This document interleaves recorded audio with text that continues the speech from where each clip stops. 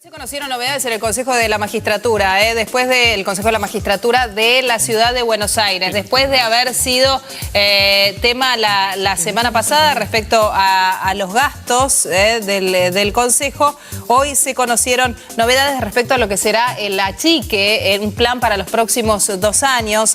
Tenemos la visita en este momento de Pablo Cerdán, miembro de la Comisión Directiva Nacional, secretario de Capacitación de la Unión de Empleados de Justicia de la Nación, trabaja en el Ministerio Público Fiscal de la Nación. Gracias por haber venido. ¿Qué tal? Buen día. ¿Cómo estás? ¿Es un caos el Consejo de la Magistratura de la ciudad? Bueno, nosotros venimos denunciando, más allá de que ahora esto toma notoriedad en los medios de comunicación masivos, nosotros venimos denunciando desmanejos con la cuestión presupuestaria y el erario público hace ya mucho tiempo en la ciudad de Buenos Aires. Claramente esta resolución que saca ayer con la firma de todos los consejeros del Consejo de la Ciudad de Buenos Aires tiene 2 cuestiones que son realmente importantes y hasta diría graves. Primero es el reconocimiento de la realidad que está viviendo el Consejo.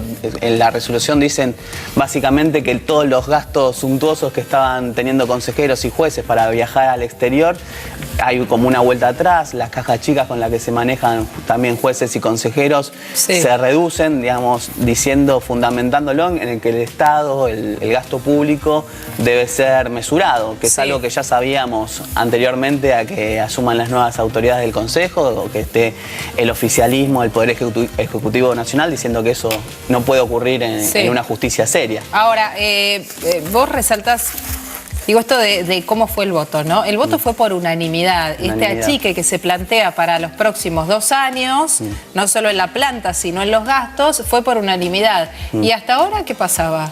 Porque los mismos que deciden esto por unanimidad, hasta ahora lo habilitaban. Claro, bueno, y también esto me da, lo que decís, me da lugar a un segundo inconveniente que veo yo en la resolución. Es una vuelta atrás de 180 grados en lo que se decidió en diciembre del año pasado, que justamente era lo contrario, era ampliar las funciones del Consejo de la Magistratura. Esto, si bien hay como un marco de razonabilidad en la nueva resolución, lo que nos deja pensando a todos, los vecinos de la Ciudad de Buenos Aires, que tenemos que asistir a esa justicia, cuán independiente es el Consejo de la Magistratura de la ciudad, que ante determinadas notas que salen en los diarios o determinada presión que se ejerce desde el Ejecutivo, o, digamos, determinado discurso que empieza a difundirse en la sociedad respecto de la chica del Estado, ahora dan marcha atrás sobre sus pasos. Consejeros que representan a distintas fuerzas políticas en el Consejo de la Magistratura ahora vuelven sobre sus pasos en un giro dramático de 180 grados y deja esta pregunta: ¿cuán independientes son si tienen que seguir a rajatabla los designios del Poder Ejecutivo Nacional? Ahora, este despilfarro de gastos no viene solamente de parte de esta gestión de Marcela Basterra. Previamente a ella también así lo fue el Consejo. En los años que, en este caso, el PRO está a cargo de la Ciudad de Buenos Aires, siempre ha tenido muy buen vínculo hoy, de hecho, con Horacio Rodríguez Larreta. Sí, exactamente. Esto nosotros venimos diciendo que hay como un statu quo en donde la política de la Ciudad de Buenos Aires ejerce una hegemonía muy grande en lo que es el ámbito del Poder Judicial de la ciudad. Es algo que tendría que estar absolutamente escindido y ser independiente, digamos, y las fuerzas políticas que se van alternando ya en el oficialismo, en la oposición, van controlando de una forma absolutamente politizada ese Consejo de la Magistratura, y también fuera de las cámaras, un poco no tan con la lupa puesta de los medios de comunicación. Esto viene manteniéndose hace más, no es una cuestión exclusiva de la doctora Basterra, sino que viene funcionando así hace muchísimo tiempo. Nosotros, como organización sindical, lo venimos denunciando a través de nuestros comunicados, a través de nuestra presencia en los distintos edificios, y no solo en el Consejo de la Magistratura, también en los diferentes juzgados, en las defensorías, en el Tribunal Superior de Justicia. Habría que hacer una gran revisión. Digamos, la resolución de ayer también pone foco en la reducción de personal. Sí, ahí nos vamos a detener, a ver, porque recorta un 20% de empleados, además de que elimina direcciones, como decías, reduce las cajas chicas a la mitad, restringe viajes y da marcha atrás con la creación de las nuevas estructuras que estaba planteada.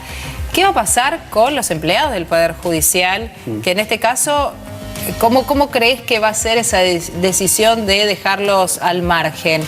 ¿Cuáles van a ser los parámetros nosotros para correrlos? Creemos que, digamos, hay una cuestión que se debe tener en cuenta, que es las personas que están en planta permanente, y cualquier decisión que vulnere los derechos adquiridos por esos judiciales para nosotros es realmente grave. También deberíamos ver cuál va a ser en las próximas horas, cuál va a ser la postura de las asociaciones gremiales que específicamente representan a los trabajadores de la ciudad.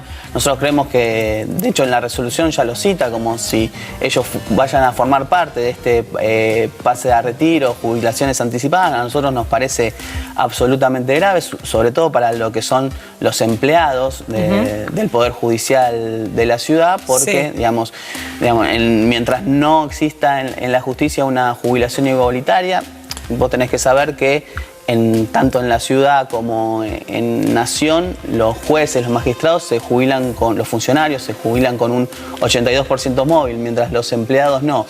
Digamos, la jubilación es más baja cuando vos pasás a jubilarte. Entonces, el sueldo, lo que vos recibís, es mucho menos. No puede ser eso de ninguna forma ser compulsivo, porque estás obligando al trabajador a recibir una porción mucho menor de su salario. ¿Cuál es el salario promedio de un empleado del Consejo de la Magistratura? Y el salario promedio, no sé decir bien cuál sería la media. ¿Cuál sería el más bajo y cuál es el más alto? 30.000 pesos. El más bajo. Un salario bajo en el consejo. El más bajo. ¿Y llegan de 30 a 200.000? Sí, en algunos casos los consejeros tienen sueldos. Los consejeros. Tienen sueldos altos, sí. Está bien, pero ¿tenemos una proporción mayor que cobra 30 o que cobra, no 200, pues son solo los consejeros, pero ponele 100? Sí, igualmente, digamos, acá son áreas muy técnicas, muy específicas. Sí. Lo importante no es cuál sea el monto del salario. No, pero uno se imagina lo que demanda la estructura, ¿no? Porque, digo, fueron incorporando gente. Está claro que las funciones que cumple el Consejo de la Magistratura, lo evidencia la resolución que sacan en el día de ayer, puede ser cumplida por muchísimas menos personas que las que están funcionando en el Consejo de la Magistratura en la actualidad. Esto se debe a que en muchos casos los nombramientos en estas áreas del Consejo de la Magistratura se debieron a favores políticos y otras cuestiones relacionadas con la política. Ahora, en un planteo serio, lo que habría que repensar para la ciudad de Buenos Aires es un mecanismo de ingreso de personal mediante concursos, mediante ingreso democrático. No sería la solución esto de achicar drásticamente la cantidad de personal, sobre todo que lo que suele ocurrir, ya ha ocurrido en cada cambio de gestión, lo que suele pasar es que el personal que se desempeña en áreas absolutamente políticas, como son el Consejo de la Magistratura, cuando cambia la gestión lo que hacen es adscribirlos a otros sectores menos politizados, digamos, más jurisdiccionales, por decirlo de alguna manera. Entonces, lo que nos estarían mostrando, lo que puede llegar a ocurrir también es que muchas personas que hoy están en el Consejo de la Magistratura serían trasladadas a otros lugares y queda como si se estuviera teniendo una política de austeridad cuando no simplemente ocurre. Lo que está habiendo es un reacomodo de poder dentro de sacar la lupa, digamos, sobre el Consejo de la Magistratura, ¿no? En este momento que está tan... ¿Fue un refugio para partidos políticos el Consejo de la Magistratura, teniendo en cuenta a Aníbal Ibarra, Ricardo Alfonsín? Bueno, sí, en muchas cuando las políticas de recursos humanos están tan vinculadas con el sector de la política, suele ocurrir esto ante un recambio en los poderes ejecutivos, que muchas personas que participaban de esas áreas pasen a ocupar un lugar en el Poder Judicial. No, yo no lo veo de todo desacertado. Para mí la única forma de poder solucionar esta cuestión es realmente hacer un sistema de ingreso democrático igualitario para todos, que la única forma de acceder al Poder Judicial no sea por contacto político, por favores personales, sino mediante un sistema de concursos, como ocurre en otras áreas de la administración. Hay una auditoría que se va a conocer más adelante, de acuerdo a lo dicho por el Consejo de la Magistratura, que está revelando un bajo nivel en las condenas en las causas por corrupción. ¿Qué es lo que nos puedes adelantar de eso? ¿Cuáles son los datos que se conocen hasta ahora? Cuando decimos bajo, ¿de qué estamos hablando?